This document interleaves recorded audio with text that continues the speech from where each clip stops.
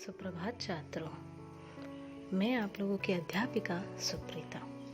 आज मैं आप लोगों को एक बहुत ही अच्छी कहानी सुनाने वाली हूँ। चलिए देखते हैं। आज की कहानी है चींटी और कबूतर के बारे में। एक बहुत ही बड़ा घना जंगल था। उस जंगल के एक पेड़ की टहनी पर एक चींटी चल रही थी। अचानक वो तालाब में गिर गई। खुद को बचाने की बहुत ही कोशिश की, लेकिन वो नाकामयाब रही। तभी वो देखती है कि एक पेड़ के ऊपर एक कबूतर चींटी की जान बचाने के लिए बहुत कोशिश कर रही थी। तभी कबूतर ने एक उपाय सूझा। उसने एक पत्ते को तोड़ा और चींटी के पास फेंक दिया। चींटी झट से पत्थर पर चढ़ गई और बड़ी कृतज्ञता भरी नजरों से उसने कबूतर का धन्यवाद किया। जो मदद करता है उसका धन्यवाद करना तो हमारी फर्ज है। आशा करती हूँ आप लोग भी करते होंगे।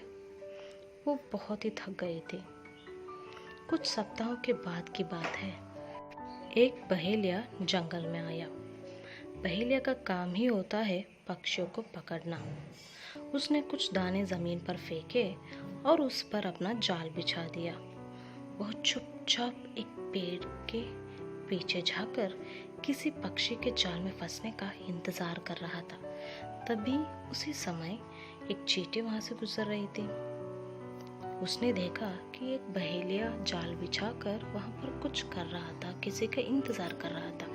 तभी उसको उसकी सारी तैयारी के बारे में पता चला। लेकिन जब पेड़ के ऊपर देखता है तो वहीं पर एक कबूतर बैठा था। ये वही कबूतर है जिसने उसकी जान बचाई थी। उड़कर उसी जाल में फंसने के लिए वो धीरे धीरे नीचे उतर रहा था। तभी चींटी ने अपने फर्ज को याद करते हुए उसने एक काम किया। सीधे बहेलिया के पैर के पास चला गया और इतनी बुरी तरह से काट दिया कि बहेलिया के मुंह से चीख निकल गई। उसने जोर जोर से चिल्लाया। तभी कबूतर का ध्यान भटक गया। तो कबूतर ने देखा कि ये शोर कहाँ से आ रहा है। जब वो देखने के लिए नीचे उतरता है तब उसको जाल बिछाए हुए देख समझ में आता है कि उसको फंसाने के लिए कोई ये जाल बिछाया है। तो उसी समय वो क्या करती है, दूसरी दिशा में उड़ जाती है और उसकी जान बच जाती है। चींटी भी अपने कर्तव्य निभाकर बहुत ही प्रसन्न हो जाती है और वो अपने रास्ते पकड़कर चल जाती है। तभी तो कहते हैं कर भला सो हो भला। छात्रों, मैं आप लोगों से यही कहती हूँ कि आप लोग भी दूसरों को अच्छा ही सोचो, अच्छा ही करो। अंत में आप लोगों को भी अच्छा ही होगा। इसीलिए हम लोगों को हमेशा जो भी हम लोग कर्म करते हैं, धर्म करते हैं, कुछ भी कार्य करते हैं, वहाँ पर भला होना बहुत ही आवश्यक होता है।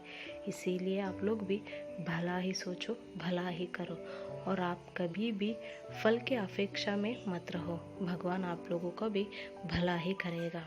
तो इसी कहानी के साथ मैं आप लोगों से विदा लेती हूँ। धन्यवाद। तब तक सुरक्षित रहे।